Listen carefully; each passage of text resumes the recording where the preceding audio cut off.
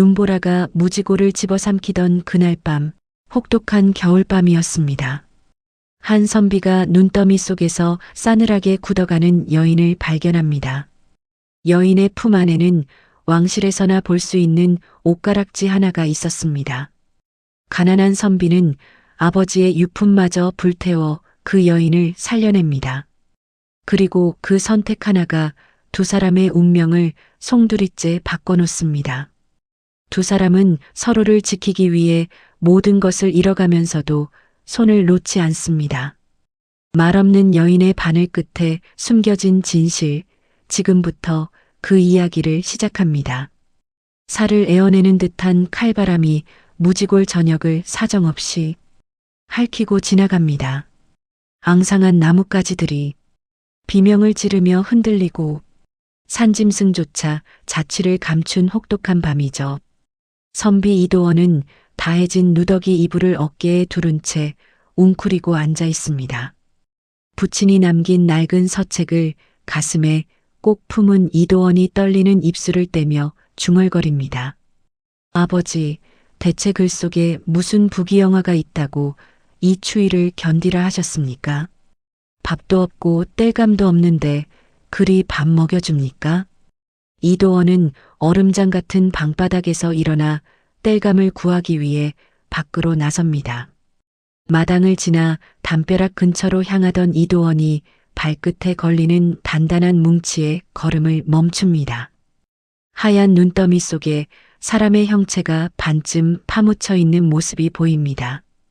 이도원이 눈을 헤치자 푸르스름하게 질린 안색의 여인이 모습을 드러냅니다. 아니, 이게 사람이야, 얼음덩어리야. 이봐요, 이봐. 눈 떠봐요, 눈. 숨은 쉬고 있는 거야? 이도원은 자신의 겉옷을 급히 벗어 여인의 몸을 감싸며 등에 엎습니다. 온몸이 덜덜 떨리는 와중에도 이도원은 이 악물고 여인을 방 안으로 옮깁니다. 방 안에는 온기가 전혀 느껴지지 않고 싸늘한 향기만이 가득합니다. 이도원이 구석에 있던 낡은 괴짝을 발로 차서 부수며 소리칩니다. 아버지, 유품이고 뭐고 사람부터 살려야겠습니다. 저를 원망하지 마십시오. 나중에 제가 꼭 새 괴짝으로 갚겠습니다. 이도원은 부서진 나무 조각들을 아궁이에 밀어넣고 불을 지핍니다.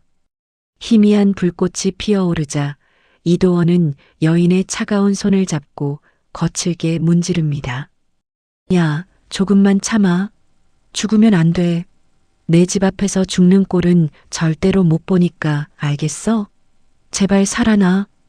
이도원은 부엌으로 달려가 남은 곡식가루를 탈탈 털어 미음을 끓입니다. 김이 모락모락 나는 미음 그릇을 들고 온 이도원이 여인의 머리를 받쳐듭니다.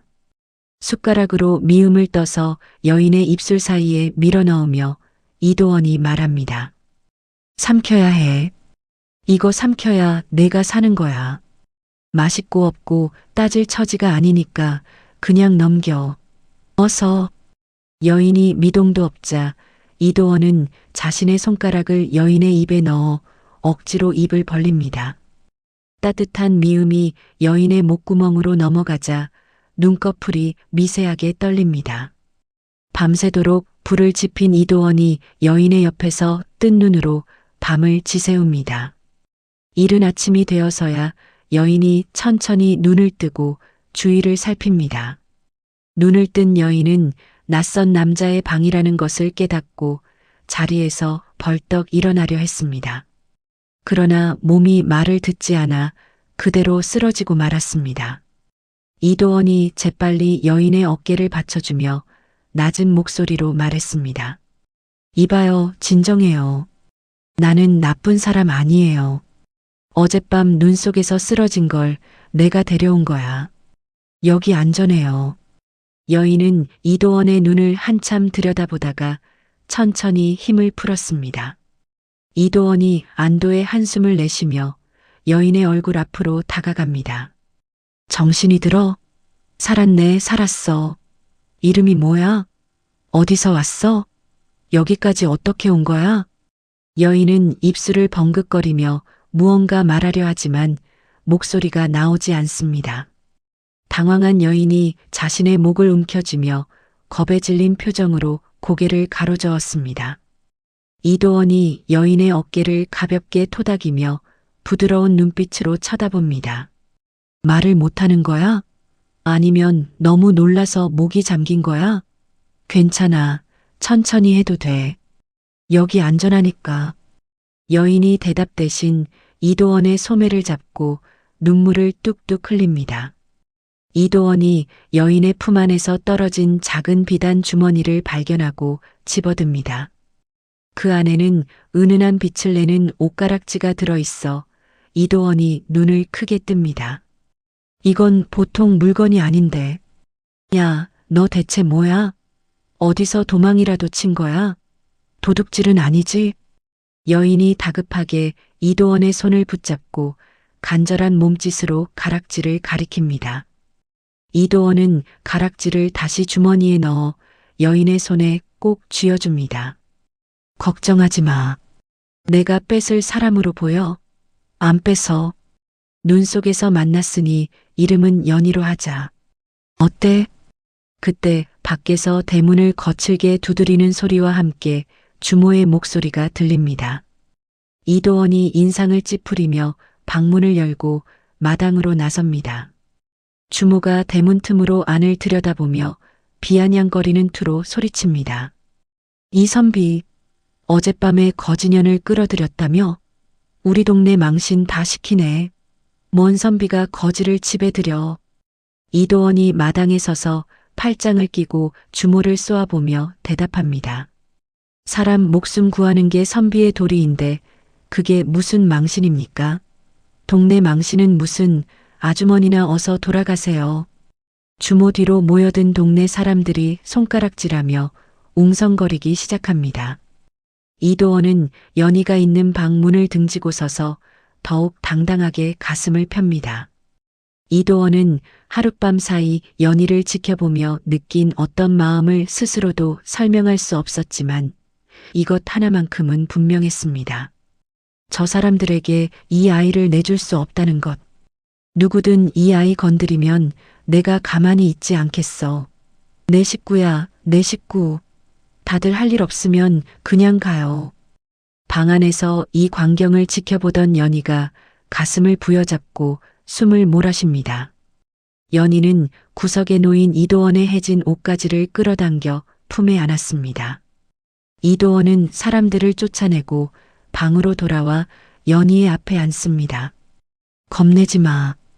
밥도 굶겨 죽이지 않을 거고 얼려 죽이지도 않을 거야. 내가 그 정도는 책임진다고. 연희가 바닥에 놓인 바늘과 실을 가리키며 이도원을 빤히 쳐다봅니다. 이도원이 고개를 끄덕이자 연희가 떨리는 손으로 바늘을 집어들었습니다. 이도원이 구석에 놓인 낡은 붓을 바라보며 잠시 멈춰 섰습니다. 아버지가 평생 쓰던 붓이었습니다.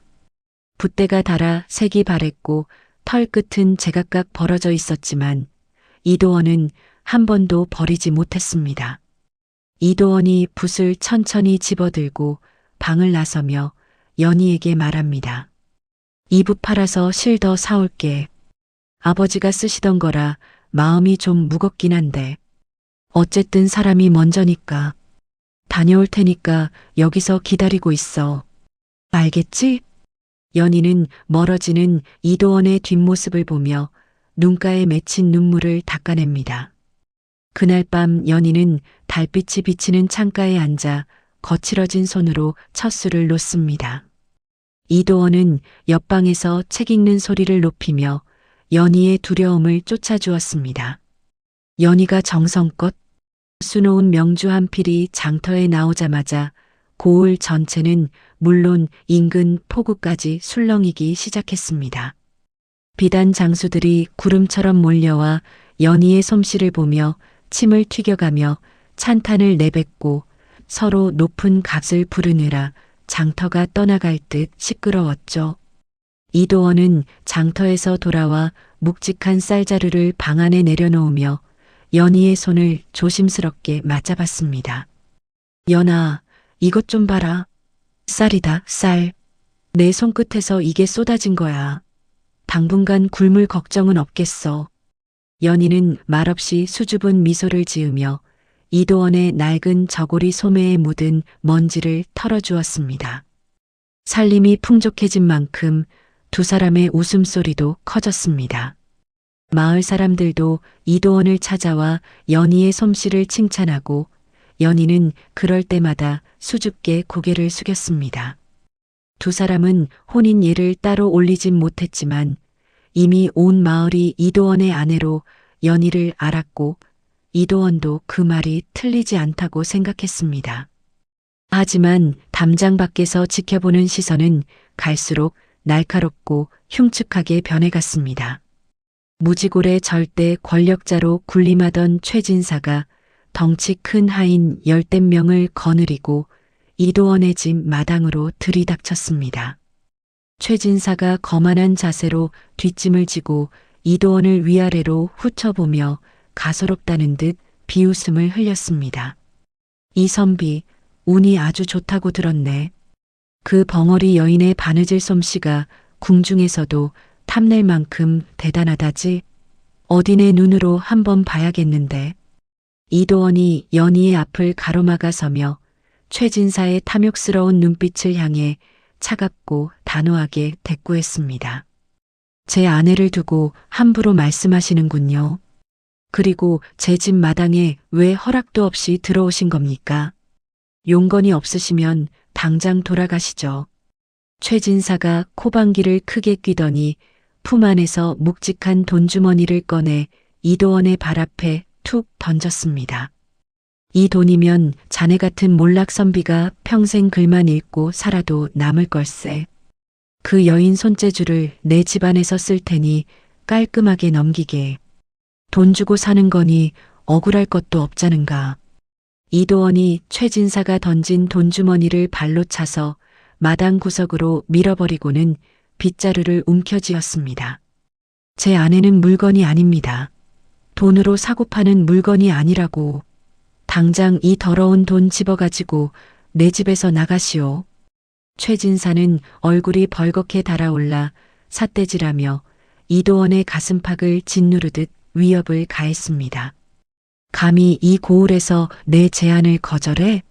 이 땅이 원래 누구 명의였는지 잊은 모양인데 조만간 뼈저리게 후회하게 될 거야. 두고 봐. 최진사가 침을 뱉고 돌아간 뒤 연희는 사색이 된 얼굴로 이도원의 낡은 옷소매를 꽉 붙잡고 부르르 떨었습니다. 이도원은 연희의 차가운 손을 자신의 따뜻한 두 손으로 포개어 감싸주며 단단한 목소리로 다독였습니다. 겁내지 마라. 내가 숨이 붙어있는 한 저런 인간한테 너를 넘기는 일은 절대로 없다. 알겠어? 그러나 며칠 후 최진사는 고을 이방과 은밀히 결탁하여 이도원의 집터를 뺏기 위한 교활한 가짜 문서를 조작해냈습니다. 이방이 관아의 인장이 선명하게 찍힌 종이를 흔들며 마을 사람들을 거느리고 대문 앞에 나타나 고함을 질렀습니다. 이도원은 들으시오. 이 집터는 최진사 어른의 소유임이 증명되었소. 당장 짐 싸서 비우시오. 해지기 전까지요. 이도원은 즉시 관아로 달려가 억울함을 호소하며 재판을 청했지만 이방은 눈길조차 주지 않고 비웃음을 흘릴 뿐이었죠. 분이 풀리지 않은 이도원은 돌아오는 길에 숲 어귀에서 낯익은 인기척을 느꼈습니다. 짐승 덫을 살피러 나왔던 사냥꾼 돌쇠였습니다. 돌쇠는 이도원이 관아에 억울함을 호소하러 갔다는 소식을 이미 마을에서 들었다며 먼저 말을 건넸고 이도원은 그 자리에서 절박한 심정으로 은밀한 부탁을 건넸습니다. 돌쇠야, 내가 과거 보러 한양에 간 사이에 저들이 연희를 해칠까봐 그게 제일 무섭다. 제발 내 아내 좀 지켜줘라. 부탁이야. 돌쇠가 거친 화살통을 등에 매며 이도원의 어깨를 듬직하게 툭 치고는 호탕하게 웃으며 대답했습니다. 선비님, 걱정 붙들어 매쇼. 전에 아내 약값 도와주신 은혜 아직 못 갚았습니다. 제 목숨 걸고 지키겠습니다. 떠나기 전날 밤이었습니다. 연희는 이도원이 잠든 것을 확인하고 나서 조심스럽게 그의 버선을 들었습니다. 손에 쥔 것은 자신이 평생 간직해온 옷가락지였습니다. 연희는 가락지를 버선 뒤축 안쪽 깊숙이 밀어넣고 솔기가 벌어지지 않도록 실로 단단히 꿰맸습니다. 가락지를 품 안에 두면 위험하다는 것을 연희는 잘 알고 있었습니다. 차라리 이 사람 발 안에 숨겨두자. 이 사람은 반드시 살아 돌아올 테니. 이도원은 연희의 고운 손을 꼭 잡고 밤새도록 아쉬운 마음을 달래며 떨리는 목소리로 약속했습니다. 조금만 기다려다오. 내가 장원급제에서 임금님 앞에 내 억울함을 알리고 아무도 너 건드리지 못하게 제대로 지켜줄게. 약속해.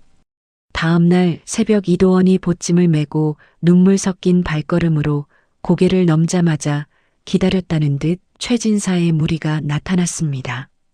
무례배들이 몽둥이를 휘두르며 대문을 부수고 마당으로 난입해 고막이 터질 듯한 고함을 질러댔습니다. 그 벙어리 계집 어디 있어? 당장 나와. 최진사 어른의 호의를 무시하고 무사할 줄 알았어? 어서 끌어내. 연희는 방 안에서 쇠종을 힘껏 흔들어 산속에 있는 돌쇠에게 신호를 보내고 급히 뒷문으로 빠져나갔습니다. 돌쇠가 거대한 사냥개 3마리를 풀고 마당으로 뛰어들며 칼을 뽑아 무례배들의 앞을 가로막았습니다. 야 이놈들아, 어디서 감히 남의 귀한 식구를 건드리려 들어. 죽고 싶은 놈이 있으면 앞으로 나오너라. 내 화살 한 방이면 끝이야. 최진사의 하인들이 사냥개의 무시무시한 기세와 돌쇠의 살기에 눌려 뒷걸음질치며 담장 밖으로 혼비백산 도망쳤습니다. 연희는 부엌 바닥 아래 미리 파놓은 비좁은 공간에 몸을 숨긴 채 심장이 터질 듯한 공포 속에서 숨을 죽였습니다. 한양으로 향하던 이도원은 발 뒤꿈치에서 뭔가 불편한 것이 계속 느껴져 길가에 주저앉아 버선을 벗었습니다. 솔기 사이에서 작은 무언가가 흘러나왔습니다. 옷가락지였습니다. 이도원은 손바닥에 가락지를 올려놓고 한참 들여다보았습니다. 새겨진 문양이 범상치 않았습니다. 왕실에서나 볼 수 있는 문양이었습니다. 연아야, 내가 왜 이 위험한 걸 나한테 준 거냐?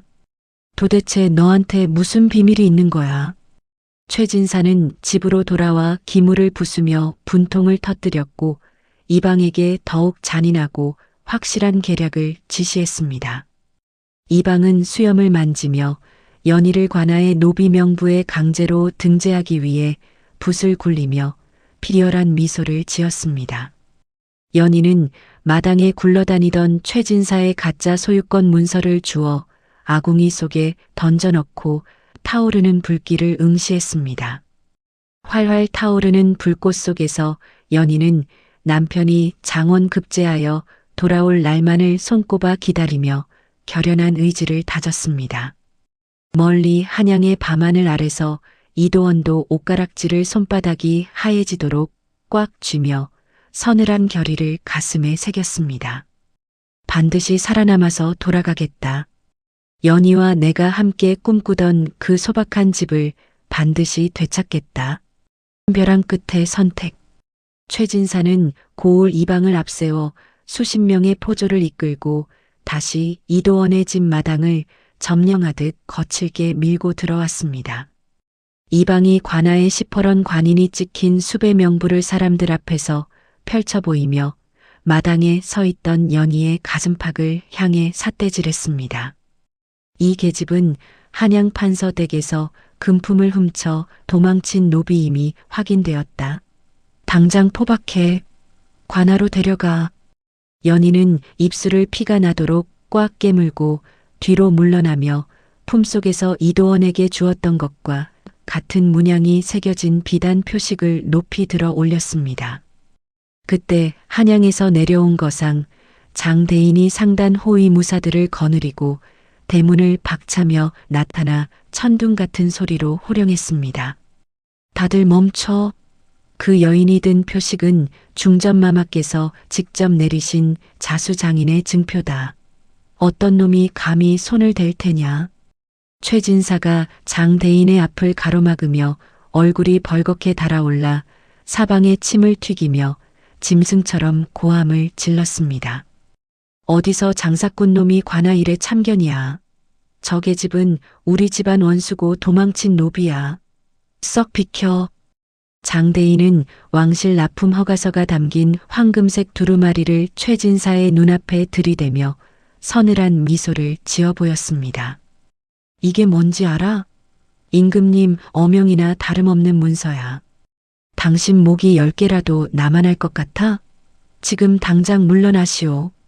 이날 이후로 연희는 장대인이 어쩌다 무지골까지 나타났는지 이유를 알게 되었습니다.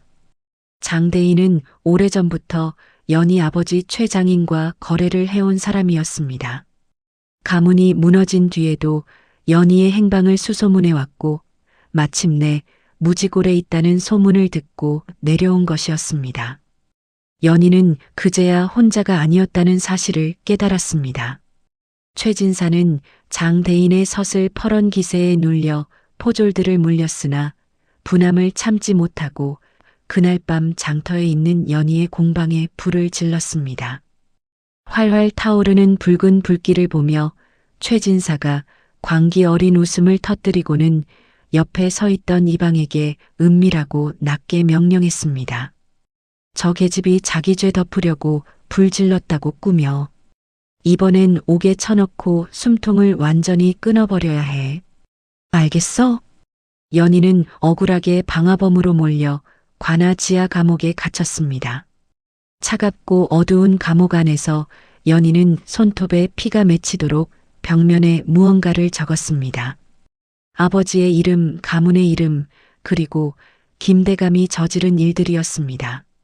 말을 할 수 없는 자신이 남길 수 있는 유일한 증거였습니다. 한편 한양의 과거 시험장에서 이도원은 시관으로 당당하게 앉아있는 김대감을 발견하고 온몸의 피가 거꾸로 솟는 기분을 느꼈습니다. 김대감은 이도원이 제출한 상소문에 새겨진 옷가락지 문양을 보고는 옆에 서 있던 수아에게 나직하고 살벌하게 의조렸습니다. 죽은 줄 알았던 최씨 가문 핏줄이 아직도 살아있었구나. 오늘 밤 저 선비 입을 영원히 막아버려야겠어. 그날 밤 이도원은 과거 급제자 숙소로 향하던 중 어둠 속에서 나타난 괴한들에게 습격을 받아 한양 외곽의 폐가에 손발이 묶인 채 던져졌습니다. 복면을 쓴 괴한이 날카로운 단도를 이도원의 목에 들이대며 가래 끓는 불쾌한 목소리로 비릿하게 위협했습니다. 살고 싶으면 각서 써. 그 벙어리 계집 포기한다고. 그 한 장이 내 목숨값이야. 간단하지 않아? 이도원은 입안에 가득 고인 핏물을 괴한의 얼굴에 거침없이 내뱉으며 눈을 부릅뜨고 포효했습니다. 내 목은 칠 수 있어도 내 아내 이름은 절대로 못 더럽혀. 배우가 김대감인 거 내가 다 알고 있다고. 이도원은 이를 악물고 버텼습니다. 묶인 손을 비틀고 또 비틀어 결국 느슨해진 포박을 풀어냈습니다. 그리고 어둠 속에서 기어이 패가 담장을 넘었습니다. 맨발이 돌에 찢기고 피가 흘렀지만 이도원은 멈추지 않았습니다. 지하 감옥에서 연희에게 사약을 가져온 포졸이 주위를 살피더니 연희의 손에 차가운 열쇠를 쥐어주며 떨리는 목소리로 속삭였습니다. 부인, 어서 도망치셔야 합니다. 제 어머니 무릎 약 지어주신 은혜 때문에 이 말 드리는 겁니다. 자객들이 곧 옵니다. 어서요. 연희는 뒷문으로 필사적으로 탈출했으나 최진사의 하인들에게 쫓겨 절벽 끝에 서게 되었습니다. 발 아래는 시퍼런 강물이었습니다. 연희는 가슴속 비단 표식을 한번 꽉 쥐었습니다. 뛰어내리면 죽을 수도 있었습니다. 하지만 이것이 저들의 손에 들어가서는 안 됐습니다. 남편이 돌아왔을 때 이것이 남아 있어야 했습니다. 연희는 눈을 감고 도원의 얼굴을 떠올렸습니다. 그리고 강물 속으로 몸을 던졌습니다. 시퍼런 강물 속으로 사라지는 연희를 보며 하인들이 비열하게 낄낄거렸습니다. 그 시각 폐가에서 탈출한 이도원은 거리에서 최진사 하인들이 주고받는 말을 들었습니다. 연희가 강물로 뛰어들었다는 말이었습니다. 이도원은 넋이 나간 사람처럼 젖은 흙바닥에 주저앉아 손톱이 빠지도록 땅을 긁어대며 짐승 같은 비명을 질렀습니다. 연아야, 연아, 그게 무슨 소리야? 내가 지키겠다고 했잖아. 내가 손잡고 약속했잖아. 하지만 연희는 강 하류에서 미리 대기하던 장대인의 상단 호위들에 의해 극적으로 구조되어 비밀거처로 옮겨졌습니다. 장대인은 연희가 뛰어내릴 것을 예상하고 하루 전부터 강 아래에 배를 띄워두었던 것입니다. 장대인은 연희의 등에 새겨진 자수 가문의 낙인을 확인하고는 바닥에 무릎을 꿇으며 엄숙하고 경건하게 말했습니다. 아가씨, 드디어 때가 왔습니다. 원수를 갚을 때가요. 선비님은 저희가 목숨 걸고 구해내겠습니다. 이도원은 장원 급제의 영광도 뒤로 한 채 머리를 산발로 풀어헤친 모습으로 임금이 계신 궁궐 정문을 향해 미친 듯이 달렸습니다. 피투성이가 된 맨발이 돌길에 쓸렸지만 느껴지지 않았습니다. 억울하옵니다. 임금님, 무지골의 가난한 선비 이도원이 목숨 걸고 고하나이다. 제발 이 원통함을 들어주십시오. 대궐 문을 지키던 병사들이 서슬 퍼런 창을 겨누며 앞을 막았으나 이도원은 연희가 준 옷가락질을 높이 들고 피맺힌 절규를 내뱉었습니다. 이 절박한 소리는 대궐 안쪽 깊은 곳까지 울려 퍼졌고 김대감은 초조한 표정으로 창틀을 꽉 움켜쥐며 이도원을 죽일 듯 노려보았습니다. 연희는 거처에서 깨어나 아버지가 자수 속에 비밀스럽게 숨겨두었던 김대감의 영모 증거를 꺼내며 결연한 눈물을 닦아냈습니다. 나를 지켜준 남편과 억울하게 눈을 감으신 아버지를 위해 이제 내가 직접 저들 앞에 진실을 들이밀겠다. 이도원은 피투성이가 된 발로 대궐 정문 앞에 엎드려 임금의 행차를 가로막으며 목이 터져라 절규했습니다. 병사들이 이도원의 등을 짓누르며 끌어내려 하자 이도원은 품 안에서 연희의 옷가락질을 높이 쳐들고 외쳤습니다. 임금님, 이 가락지 문양을 보십시오. 억울하게 몰락한 최씨 가문의 눈물을 닦아주십시오. 소인을 죽이시더라도 이것만은 봐주시옵소서. 행차를 멈춘 임금이 가마에 휘장을 걷고 이도원이 내민 가락지를 한참 동안 응시하며 엄중한 목소리로 물었습니다. 그것은 내가 가장 신뢰하던 친방 장인에게 내렸던 물건이다. 내가 어찌 이것을 가지고 있느냐? 이도원은 머리를 바닥에 찌으며 김대감의 비리가 낱낱이 기록된 서찰과 연희가 수놓은 비단 조각을 바쳤습니다. 한편 그 시각 장대인의 상단 비밀 거처에서 기력을 회복한 연희가 아버지가 남긴 마지막 유품을 펼쳤습니다. 연희는 자수결 사이에 숨겨진 실을 하나씩 뽑아내며 그 안에 감춰졌던 김대감의 영모 증거를 장대인에게 보였습니다.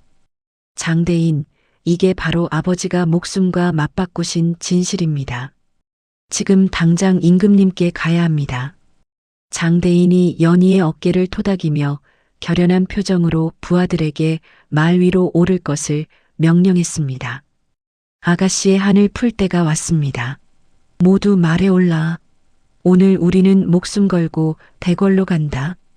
궁궐 안에서는 김대감이 사색이 된 얼굴로 임금의 발치에 엎드려 이도원의 말이 모두 거짓이라며 발악했습니다. 상감마마, 저놈은 미친 선비일 뿐이옵니다. 자수 기법을 가로채려고 거짓을 고하는 것이오니 통촉하여 주시옵소서. 임금은 김대감의 변명을 가로막으며 장대인과 함께 궁으로 들어온 연희를 정각 위로 불러 올렸습니다. 연희는 임금 앞에 엎드려 자신이 10여 년간 말을 잃고 견뎌온 세월을 필담과 자수로 증명하기 시작했습니다. 이 아이의 손놀림을 보아라.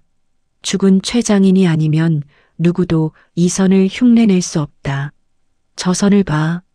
임금의 호령이 떨어지자 의금부 관원들이 김대감의 사절을 수색하여 최진사와 주고받은 은밀한 편지들을 찾아냈습니다.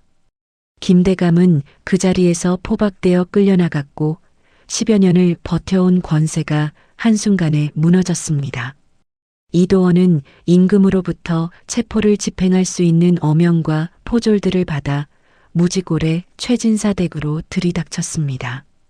최진사는 마당에서 술판을 벌이다가 들이닥친 포졸들을 보고 술상을 뒤엎으며 고래고래 고함을 질렀습니다. 이게 무슨 짓이야? 감히 여기가 어딘 줄 알고. 원님도 내 앞에선 기지 못하는데 너희가 감히. 이도원은 최진사의 얼굴 앞에 임금의 어인이 찍힌 체포령을 들이밀며 서늘한 눈빛으로 쏘아보았습니다. 최진사, 김대감과 짜고 무고한 가문을 멸문시키고 내 아내를 그렇게 핍박했지. 이제 그 죗값을 치러야 할 때가 됐어. 최진사는 도망치려 담장을 넘으려 했으나 미리 잠복해 있던 돌쇠의 화살이 최진사의 발치에 꽂혔습니다. 무지골 백성들이 몰려와 최진사가 끌려가는 모습을 지켜보며 그간의 서름을 토해내듯 돌을 던지기 시작했습니다. 이 악질 같은 놈, 우리 땅 다 뺏고 사람을 종처럼 부리더니 이제야 천벌 받는구나. 꼴 좋다, 꼴 좋아. 연희는 복권된 가문의 명예를 안고 고향으로 내려와 자신을 비웃던 주모와 마을 어른들 앞에 당당히 섰습니다. 마을 사람들은 연희가 입을 열 것이라고는 생각하지 못했습니다. 말을 못하는 벙어리로만 알았으니까요. 연희 자신도 오랫동안 목소리가 나오지 않았습니다. 두렵고 슬플 때마다 목이 더욱 막혀왔습니다. 그런데 지금 이 순간 이 땅의 선이 무언가 뚫리는 것 같았습니다. 연희가 떨리는 숨을 한번 들이마셨습니다. 그리고 처음으로 목소리가 나왔습니다. 저는 거지가 아닙니다. 제 이름은 최연희입니다. 그리고 이제 제 남편과 함께 이 마을 사람들 곁에 서겠습니다. 목소리는 가늘고 떨렸지만 또렷했습니다. 마을 사람들은 그 목소리에 얼어붙었습니다. 주모가 가장 먼저 무릎을 꿇었고 다른 이들도 하나둘 따라 바닥에 엎드려 눈물로 사죄했습니다. 이도원은 멀리서 그 장면을 보며 눈가를 닦았습니다. 연희가 말을 하고 있었습니다. 이도원은 아버지가 읽던 낡은 서책을 연희가 새로 수놓은 비단으로 감싸며 무너졌던 초가집 터에 다시 섰습니다. 아버지, 보십시오. 이제 이 집을 다시 세우겠습니다. 연희와 함께 아버지 유언 꼭 지켜나가겠습니다. 연희는 도원의 손을 잡고 무너진 담벼락 사이로 비치는 따스한 햇살을 보며 미소 짓고는 고개를 끄덕였습니다. 장대인은 무지골에 거대한 자수 공방의 기둥을 세우며 마을 여인들에게 일자리를 나누어 주기 시작했습니다. 무지골의 겨울은 여전히 춥고 매서웠지만 도원과 연희의 집 마당에는 더 이상 차가운 한기가 돌지 않았습니다. 두 사람은 서로의 상처를 보듬으며 다가올 봄날을 향해 힘찬 발걸음을 내디뎠습니다. 임금은 이도원을 무지골의 신임 원님으로 임명하여 그가 백성들의 억울함을 직접 풀 수 있는 길을 열어주었습니다. 연희는 공방의 안주인이 되어 가문의 비기를 전수하며 조선에서 가장 아름다운 자수꽃을 피워낼 준비를 마쳤습니다. 이도원은 무지골의 신임 원님으로 부임하자마자 최진사가 부당하게 가로챘던 백성들의 전답대장을 마당 한가운데 쌓아 올렸습니다. 억울하게 땅을 뺏기고 소작농으로 전락했던 수백 명의 농민이 관아 앞들로 구름처럼 몰려와 숨을 죽이며 이도원을 바라보았죠. 이도원은 낡은 대장을 하나씩 펼쳐들고 백성들의 이름을 호명하며 굵고 단단한 목소리로 선언했습니다. 들으십시오. 오늘부로 최진사가 빼앗은 모든 땅을 원래 주인들한테 돌려드립니다. 이게 임금님의 뜻이고 하늘의 뜻이에요. 백성들이 흙바닥에 머리를 찌우며 통곡 섞인 만세를 외치자 이도원은 그들의 거친 손을 하나하나 맞잡아 일으켜 세웠습니다. 그 무렵 이도원과 연희는 오래 미뤄두었던 혼인예를 정식으로 올렸습니다. 마을 사람들이 모두 모여 잔치를 벌였고 돌쇠는 직접 사냥해온 노루 한 마리를 통째로 구워왔습니다. 연희는 처음으로 혼례복을 입었습니다. 술을 놓은 것은 연희 자신이었습니다. 이도원은 그 혼례복을 보고 말을 잇지 못하다가 간신히 한마디를 꺼냈습니다. 연아, 나 같은 가난뱅이한테 이렇게 고운 사람이 와줬구나. 정말 고맙다. 연희는 손으로 입을 가리고 소리 없이 웃었습니다. 그 웃음이 이도원은 세상 무엇보다 좋았습니다.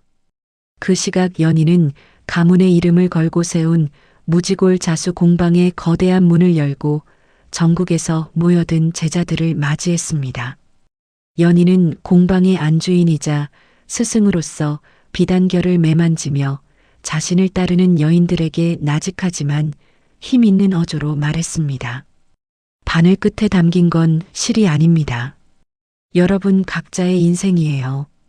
이제 눈치 보지 말고 여러분만의 꽃을 피우세요. 공방에서 생산된 정교한 자수들은 장대인의 상단을 타고 조선 팔도를 넘어 명나라 황실에까지 진상품으로 보내지는 영광을 안았습니다. 세월이 흘러 두 사람 사이에는 이도원의 총명한 눈매를 닮은 장남과 연희의 고운 결을 빼닮은 딸이 태어나 집안을 웃음으로 채웠습니다.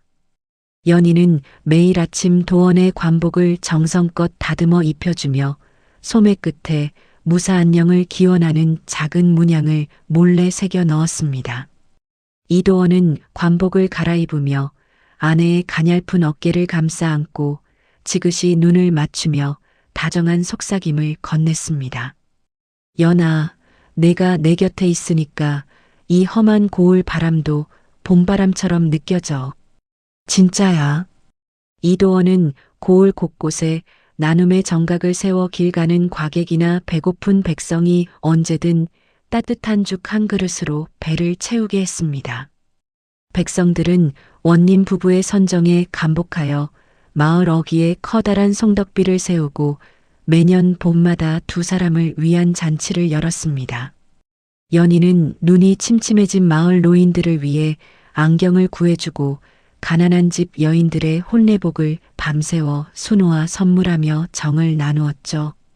임금님은 이도원의 선정이 조정의 귀감이 된다며 국군과 함께 정경 부인의 교지를 내려 연희의 가문을 조선 최고의 명문가로 공표했습니다.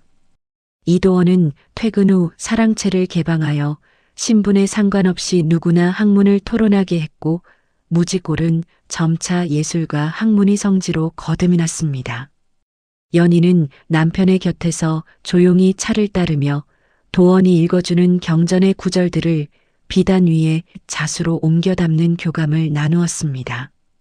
이도원의 장남은 아버지를 따라 글방에서 맹자를 암송하며 아이들에게 부모님이 가르쳐준 나눔의 소중함을 조잘조잘 전파했습니다.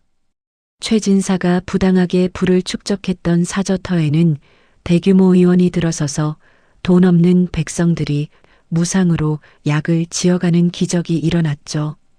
연희는 공방 수익금의 절반을 떼어 전국의 전쟁고아들을 위한 기금으로 기탁하며 과거 자신의 아픔을 타인의 치유로 승화시켰습니다.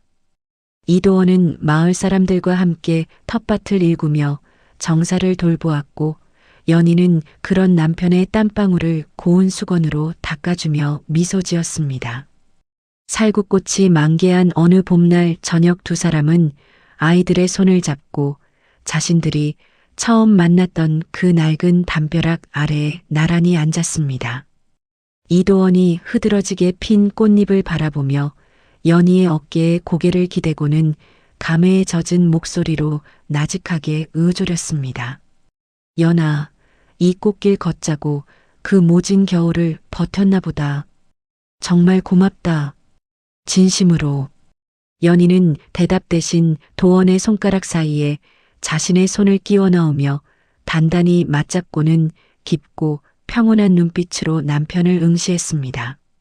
무지골의 살구꽃 향기는 담장을 넘어온 마을로 퍼져나갔고 두 사람의 전성기는 조선에서 가장 아름다운 전설로 기록되기 시작했습니다.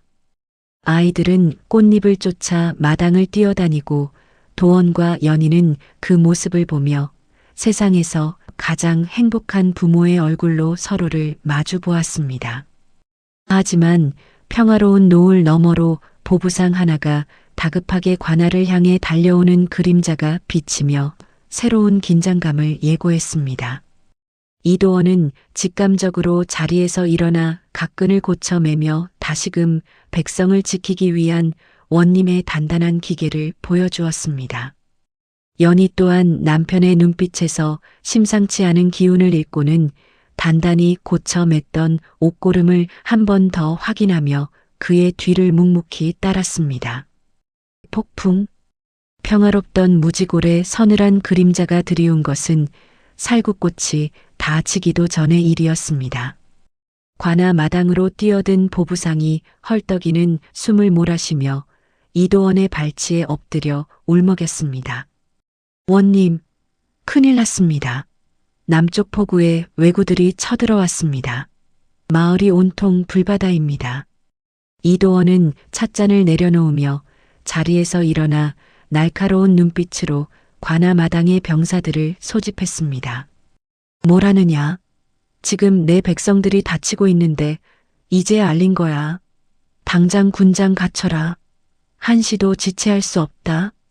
연희는 남편의 굳은 얼굴을 보며 방 안으로 들어가 아버지가 남겨두었던 낡은 갑주를 꺼내왔습니다. 이도원의 어깨에 갑주를 입혀주며 연희가 떨리는 손길로 남편의 가슴팍을 어루만지며 말했습니다.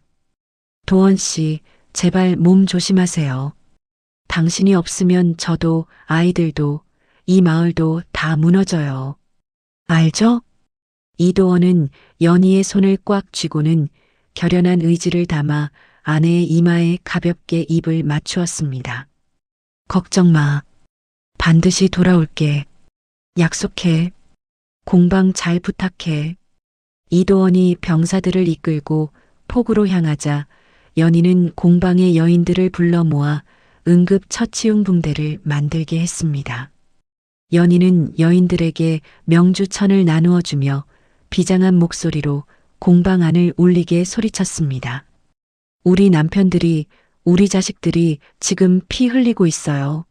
우리는 여기서 바늘로 그 목숨을 지킵시다. 다들 손 놀려요.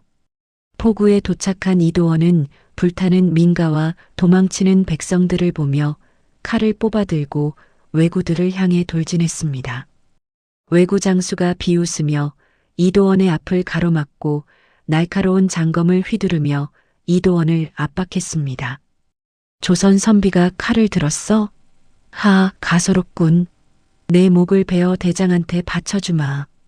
이도원은 왜구의 공격을 피하며 낮고 위험 있는 목소리로 적의 기세를 꺾어 놓았습니다.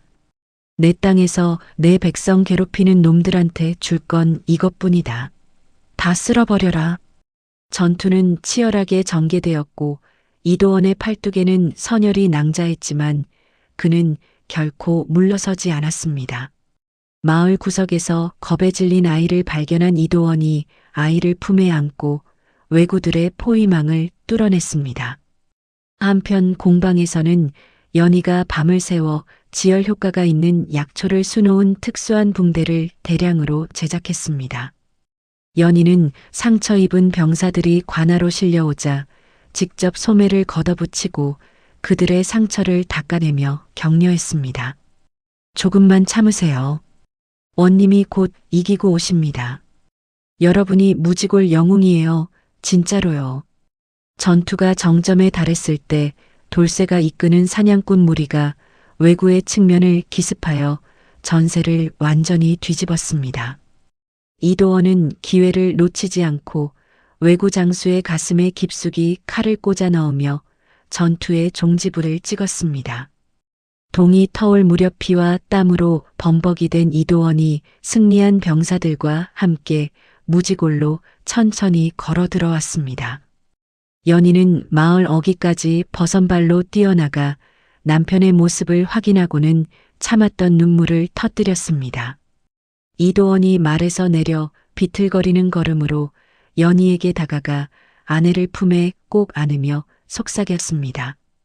연아, 내가 약속했잖아. 내 백성이랑 내 아내 놔두고 죽으러 갈 사람이 아니라고. 마을 사람들은 환호성을 지르며 돌아온 장정들을 맞이했고 관아마당은 승리의 기쁨으로 가득 찼습니다. 연희는 이도원의 상처를 정성껏 치료하며 자신이 만든 특수붕대를 남편의 팔에 단단히 감아주었습니다.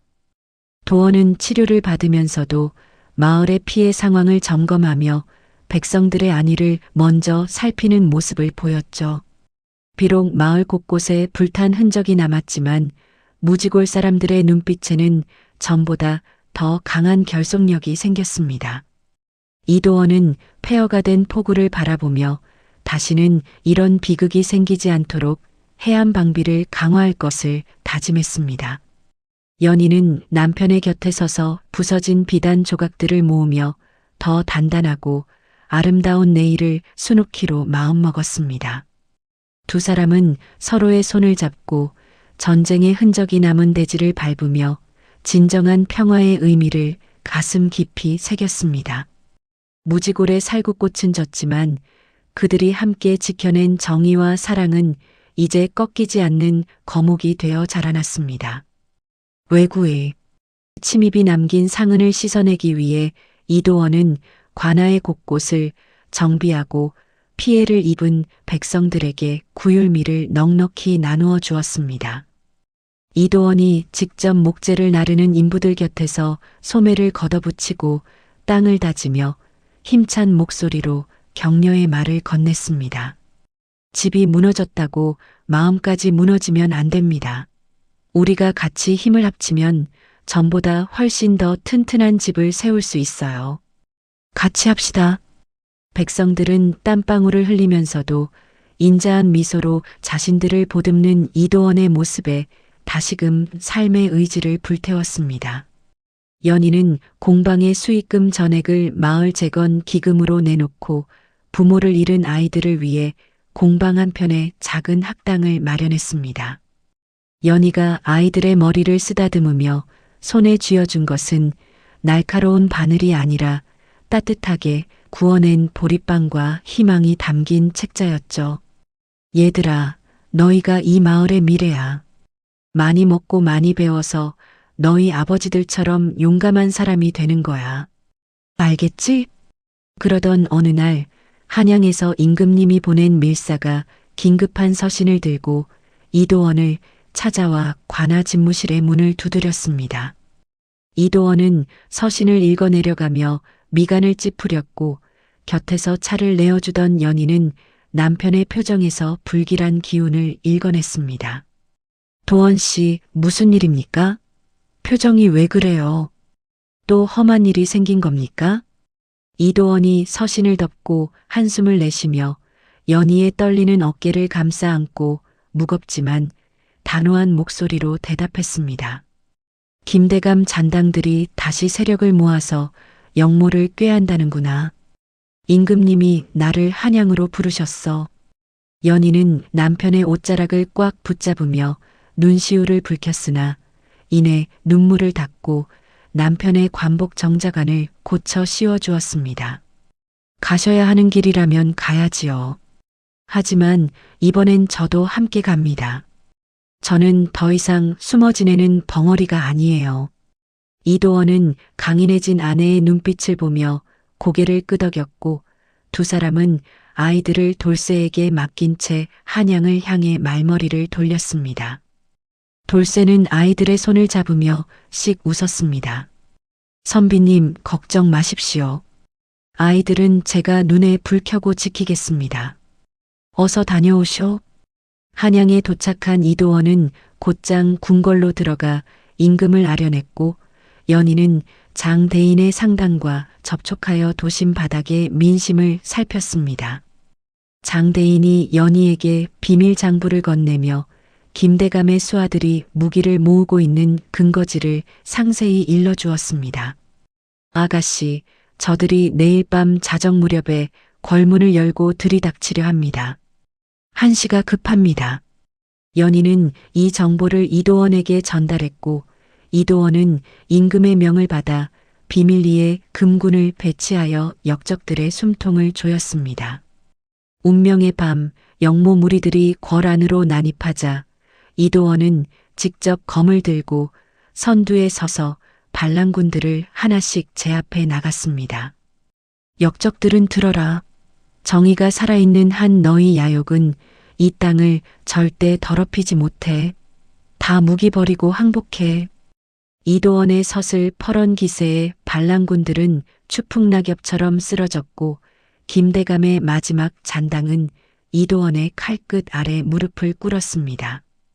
연희는 궐 밖에서 장대인의 상단 무사들과 함께 보급로를 차단하며 영모의 불씨가 번지지 않도록 철저히 감시했습니다. 난이 평정되자 임금은 대궐 앞마당에서 이도원과 연희를 불러 세우고 온 백성들 앞에서 두 사람의 공적을 높이 치하했습니다. 이도원과 그의 처 최연희는 나라의 위기마다 목숨을 걸고 충성을 다하였으니 이들이야말로 진정한 나라의 기둥이다. 이도원은 좌의정의 자리를 제안받았으나 정중히 거절하고 다시금 백성들의 곁으로 돌아가겠다는 뜻을 분명히 밝혔습니다. 전하, 저는 높은 자리보다 무지골 백성들 웃음소리가 더 좋습니다. 저를 그곳으로 다시 보내주십시오. 연희 또한 왕실 친방 장인의 자리를 사양하고 무지골 공방에서 제자들을 키우며 소박하게 살아가겠노라 말씀드렸습니다. 부부가 다시 무지골로 돌아오던 날 마을 사람들은 심리밖까지 마중 나와 북을 치고 춤을 추며 환영했습니다. 이도원은 말에서 내려 백성들과 어우러져 막걸리 잔을 나누었고 연희는 공방 식구들과 얼싸안으며 기쁨의 눈물을 흘렸습니다. 그날 밤 도원과 연희는 달빛이 가득 찬 마당에 앉아 서로의 손을 맞잡고 평생토록 변치 않을 사랑을 맹세했습니다. 이도원이 연희의 머리카락을 귀 뒤로 넘겨주며 달콤하고 진실한 목소리로 아내의 이름을 나직이 불렀습니다. 연하야, 수많은 풍파를 겪으며 여기까지 왔구나. 이제 우리한테는 저 달빛처럼 평온한 날들만 남았을 거야. 연희는 남편의 가슴에 머리를 기대며 그간의 고단함을 씻어내는 깊고도 따뜻한 미소를 지어 보였습니다. 무지골의 살구 나무는 해를 거듭할수록 뿌리를 깊게 내렸고 그들의 이야기는 영원히 지지 않는 꽃처럼 백성들의 가슴에 남았습니다. 두 사람의 그림자가 달빛 아래 하나로 겹쳐지는 순간 세상의 모든 소음은 사라지고 오직 평화로운 바람 소리만이 가득했습니다. 이도원과 연희는 이제 더 이상 불확실한 미래를 두려워하지 않으며 서로가 서로의 가장 든든한 뿌리가 되어 주었습니다. 수십 년의 세월이 무지골의 풍경을 수없이 덧칠하고 이도원의 검은 머리 위에도 어느덧 하얀 서리가 내려앉았습니다. 이도원은 정계의 높은 관직들을 뒤로하고 아내 연희와 함께 처음 만났던 담벼락 옆 작은 정자로 돌아와 여생을 보내고 있습니다. 이도원은 곰방대를 잠시 내려놓고 돋보기를 쓴 채 자수틀 앞에 앉아있는 노년의 연희를 따뜻하고 애틋한 눈길로 바라보았습니다. 연아, 눈도 침침한데 그만 좀 쉬어라. 그게 뭐가 그리 급하다고. 손마디 다 부었잖아. 연희는 하얗게 변한 머리칼을 뒤로 넘기며 손주들의 베네저고리에 붉은 실로 꽃 문양을 새기며 나직하고 평온하게 대답했습니다. 이 아이들이 우리가 겪었던 모진 바람을 잘 견뎌내길 바라는 마음으로 한 땀 한 땀 넣는 거예요. 그러니 가만히 두세요. 연희의 손끝은 예전만큼 빠르거나 날카롭지는 않았으나 바늘이 지나가는 자리마다 세월의 깊이가 담긴 우아한 문양들이 피어났습니다. 이도원은 자리에서 일어나 연희의 곁으로 다가가 주름진 아내의 손을 조심스럽게 맞잡고 따뜻한 찻잔을 손에 쥐어주었습니다. 젊을 때 고생만 시킨 것 같아서 미안한 마음이 아직도 있어. 평생 갚으려 했는데 아직도 부족한 것 같고. 연희는 이도원의 손등을 가볍게 두드리며 아이처럼 맑은 소리를 내어 웃음을 터뜨렸고 정자 주변에는 살구꽃 향기가 은은하게 퍼졌습니다. 도원 씨, 그 지독하고 추웠던 겨울이 없었으면 어떻게 이 따뜻한 봄이 왔겠어요. 후회 같은 거 없으니 걱정 마세요.